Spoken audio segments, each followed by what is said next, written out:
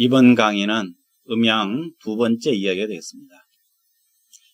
음양 공부해야 되는데 갑자기 자평명리학 개론을 들고 나왔습니다. 왜? 우리가 추구하는 목적이 어디 있는가를 먼저 알아야 되기 때문입니다. 음양을 바라보는 관점이 많다고 앞 시간에 말씀드렸는데 우리가 바라보는 관점은 자평명리학적 관점이라는 점을 생각해야 되겠고, 그러기 위해서 우리는 자평명리학을 기준으로 삼고 여기에 필요한 모든 내용을 섭렵한다, 이런 의미로 이해하면 좋겠습니다. 그래서 개론이라는 말로서 이 분야의 학문을 한번 참고적으로 정리해 본다면, 명리학이란 무엇입니까? 운명, 이치, 살아가는 동안에 움직이는 어떤 법칙을 연구하는 것이다, 이렇게 말할 수 있겠군요.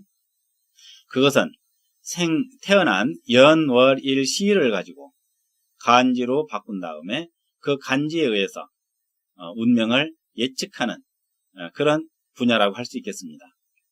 그런데 좀 견문이 있으신 경우는 알고 계시겠습니다만은 연월 일시를 가지고 간지로도 바꾸고 숫자로도 바꾸고 또 궤로도 바꿉니다. 이렇게 각자 자기 분야에 끌어다가 그것을 변환시켜 가지고 입맛에 맞게 재가공하여 탄생한 것이 하락이수라든지 또는 주역이라든지 또는 김운둔갑이라든지 자미두수라든지 이런 여러 가지 운명, 즉 명리학 분야가 존재하게 된 것입니다. 이 모두가 다 명리학입니다. 우리나라에서는 워낙 자평명리학이 대세입니다. 그러다 보니 명리학 그러면 당연히 자평명리학을 떠올리게 되고 당연히 그것을 말하는 줄 또 알기도 합니다. 물론 이러한 것들이 좋은 현상이긴 합니다만은, 그러나 체계적으로 공부하는 관점에서는 자평명리학도 많은 명리학 중의 일부분이다 하는 점에 대해서는 정확히 알고 시작하는 게 좋겠습니다. 그러면 명리학 앞에 자평이 붙어 있습니다. 자평은 무엇입니까? 자는 지지자를 의미하고 평은 평평한 것을 의미하는군요. 자와 평이 있을 때 이 의미를 자평명리학의 이름도 되지만, 자는 오행이 수고 평은 평평하다는 얘기니까 말하면 수평선도 됩니다. 낭월이 이해하기에 그렇습니다. 그럼 뭐냐? 지구 땅에서 가장 평평한 것이 수평선이다, 이렇게 말할 수 있습니다. 치우침 없음을 여기서 떠올리면 어떨까요? 치우침이 없는 균형의 이치라, 이렇게 말을 해보면 좋을 것 같습니다. 물론 이 방법을 정리한 자평선생의 호가 여기 또 의미로서 작용하기도 합니다만은, 그 선생이 이런 호를 쓰게 된 데는 또한 이런 의미도 있지 않았을까 하는 생각을 해봅니다. 그래서 자평명리학은 치우침이 없는 균형의 이치를 추구하게 됩니다. 그러니까 자평명리학 중에 치우침이 있거나 균형을 잡지 못한 이런 이치가 개입되어 있다면 그것은 걸러내야 되겠죠.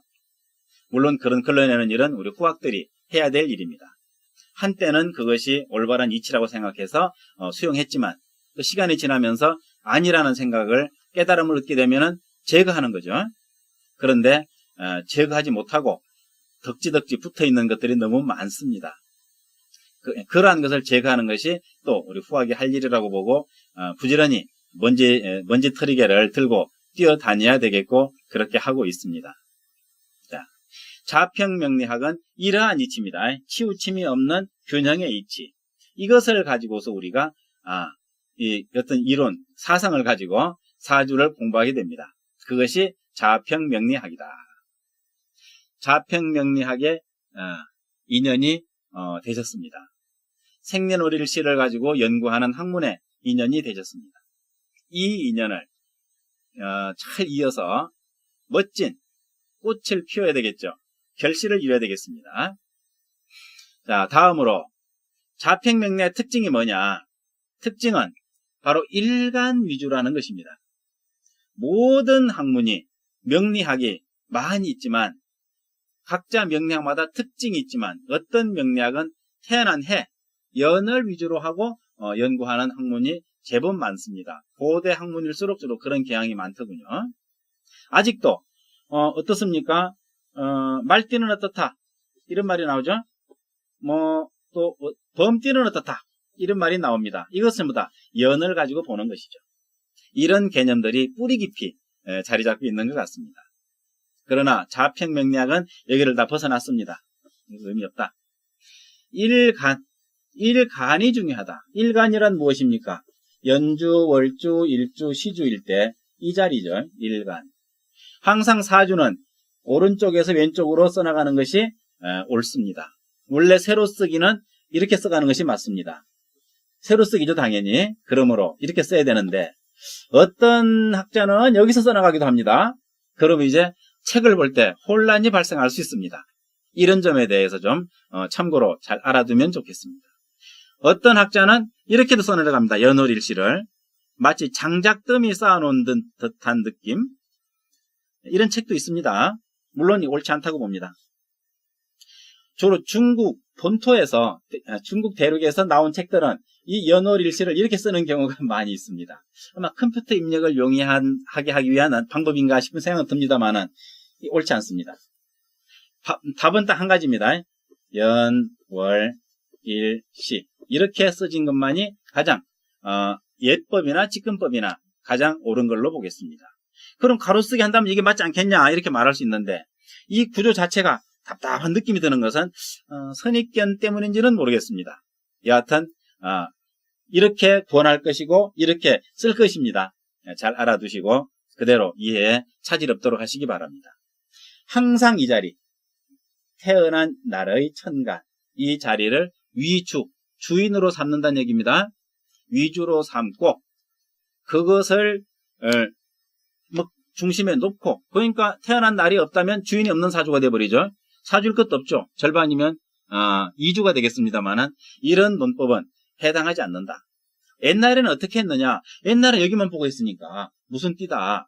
그러니까는 무슨 띠가 좋다 나쁘다는 말이 나온 것은 생일도 명확치 않을 때 그냥 몇 살이다. 몇 살만 가지고 논할 때 나왔던 분야 같습니다. 이상해 보이네요. 이거 아닙니다. 이렇게 일간 위주로서 운명을 감정하는 방법이 자평명리학이라고 하는 이 분야가 갖고 있는 특색이라고 이해하시면 되겠습니다. 다음, 어떤 방식으로 연구하느냐? 오행입니다. 음양입니다. 이걸 가지고 균형을 보는 법입니다. 여러 가지 설이 많이 있습니다만은 요걸 한마디로 요약해 보니 오행과 음양의 균형법이다 이렇게 말할 수 있겠다는 생각을 하게 되었습니다. 물론 음양은 이제 설명드릴 것이고 오행은 다음 단계로 또 준비하도록 하겠습니다. 물론 어떤 게 더 중요하냐? 둘 다 중요합니다. 하나는 음이고 하나는 양입니다. 오행은 음이고 음양은 양입니다. 차차로 말씀드리죠. 이렇게 해서 음양의 이치로서 음양이 있고 또 음양이 있습니다. 음양은 계속 확장 또는 변화합니다. 그래서 음양이 어렵다 이런 말씀들을 하게 되는 것이 아닐까 그런 생각도 해봅니다. 자, 그렇게 균형법을 연마하게 된다면 기륭을 판단할 수 있습니다.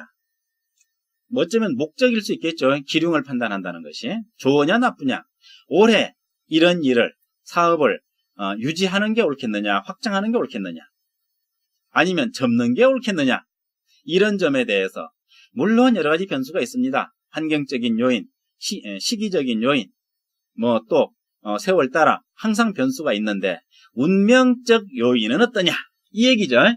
이거 잘못 이해하시면 그야말로 극심한 운명론에 빠질 수 있습니다. 모든 것은 팔자, 연월일시로 해석되어야만 한다는 주장을 하게 되는 거죠. 네. 임상 연구한 결과 그건 옳지 않다고 본 것입니다. 굉장히 중요한 건 사실입니다. 그러나 모든 것이 연월일시의 사주의 결론만으로 움직이지 않는다는 것입니다. 그렇다면 풍수지리는 의미가 있을까요? 풍수지리가 뭐 소용이 있습니까? 왜 풍수지리 공부합니까? 그냥 사주면 다 됐는데. 다 분야가 있습니다. 그래서 의학도 분야가 있고 다 있죠. 수학도 분야가 있습니다. 존재할 가치가 있어서 존재하는 거죠. 그런데 사주, 자평명리 하나를 가지고서 모든 것을 해결하겠다고 한다는 것은 처음에는 당연히 그렇겠거니 했습니다만은 시간이 지나고 보니까 이것이 너무 오만했구나. 오만 아시죠? 오만이 있습니다. 너무 오만했구나. 그럴 수가 없다. 세상에 그런 이치가 어디 있겠는가. 이제 그것을 어렴풋이 깨닫고 나니 다시 음양을 새롭게 바라보는 관점을 얻게 되는 것 같기도 합니다. 여하튼 기륭을 판단하는데 기준이 뭐냐? 용신이 기준이 됩니다. 언젠가 용신까지 이제 공부하다 보면 도달하시겠습니다.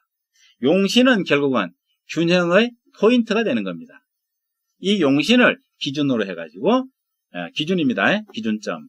길하고 흉하고 이런 것에 대해서 판단할 수 있는 그런 관점을 얻게 될 것이고 이것이 자평명리학이다. 이렇게 한마디로 말할 수가 있겠습니다. 자평명리학에 대한 기본적인 의미를 잘 이해하신다면 다른 학문과 혼동되지 않을 것입니다. 혼동이 되면 곤란하잖아요. 관상학, 수상학, 기문둔갑학, 학이라고 안 합니다. 그냥 기문둔갑 그러죠. 풍수지리, 구성, 많습니다. 자미두수, 이 많은 것들과 자평명리학의 길이 서로 다르다는 그걸 해야 충돌이 안 나는데 입체교차를 하고 있죠. 밑에 길은 가고 윗길은 위로 가고 같이 길이 가다가 만나버리면 충돌이 납니다. 충돌 나면은 여기서 사고 나죠. 왜 공부하다가 충돌이 일어납니까? 자평명리학의 이론을 기문둔갑에 집어넣고 자미두수 이론을 풍수지리에 집어넣고 풍수지리 이론을 자평명리에 집어넣습니다. 여기서 충돌이 안 나면 그게 기적이죠. 당연히 충돌 나게 돼 있습니다.